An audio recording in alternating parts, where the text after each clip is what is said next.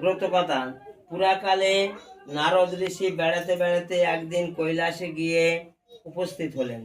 সেখানে শিব ও দুর্গাকে প্রণাম করে ঋষি জিজ্ঞাসা করলেন, প্রভু, আপনি তো মঙ্গলময় আর সব রকম মঙ্গলের কারণ। এখন বলুন তো, কি ব্রত করলে মানুষ সব রকম বিপদ থেকে মুক্তি পেতে পারে? নারদের কথা শুনে মহাদেব বললেন, যে স্ত্রীলোক বিপত্তারিণী ব্রত করে সে সব বিপদ থেকে মুক্তি পায়। নারদ জিজ্ঞাসা করলেন, পূর্বে এই ব্রত কে করেছিল, তার নিয়ম কি এবং ফল বা কি?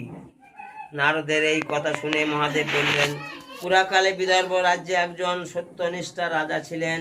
তার স্ত্রীও ছিলেন নানা গুণসম্পন্ন।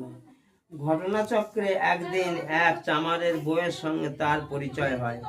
লুকিয়ে লুকিয়ে তারা অনেক জিনিসপত্র দেওয়া নেওয়া করতে লাগলো।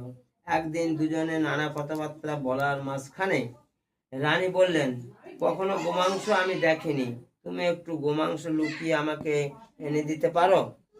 এরপরে রানীর কথা মতো চামার বউ একদিন সেই গোমাংস বেশ ঢাকাঢুকি দিয়ে এনে রানীকে দিয়ে গেল, আর রানীও সেটা নিজের ঘরে লুকিয়ে রাখলেন। ক্রমে কথাটা রাজার কানে গিয়ে উঠল এবং রাজা খুবই রেগে গেলেন। পরক্ষণেই তিনি অন্তঃপুরে গিয়ে রানীকে বললেন, তোমার ঘরে তুমি কি লুকিয়ে রেখেছো, শিগগির আমাকে দেখাও, তা না হলে তোমার গদ্দান যাবে। রাজার রাগ দেখে রানীর খুব ভয় হলো। কাঁপতে কাঁপতে রানী বললেন, আমার ঘরে নানা রকম ফলমূল আর ফুলই আছে প্রভু। রাজাকে এই কথা বলার পর রানী মনে মনে মা দুর্গাকে খুব ডাকতে লাগলেন।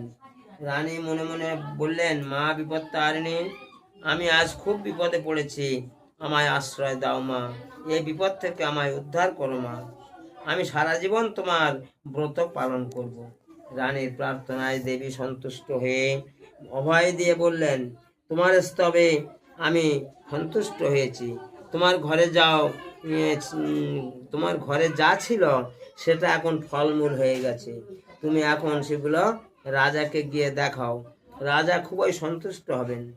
মা দুর্গার কথা মতো রানী ঘরে গিয়ে দেখলেন যে চুপড়িতে গোমাংসের বদলে সমস্ত ফলমূল আর ফুল। ক্রমে এই রানী তখন সব এনে রাজাকে দেখালেন, আর রাজাও খুব সন্তুষ্ট হলেন। ক্রমে রানী ওই ব্রত করতে লাগলেন ও অনেক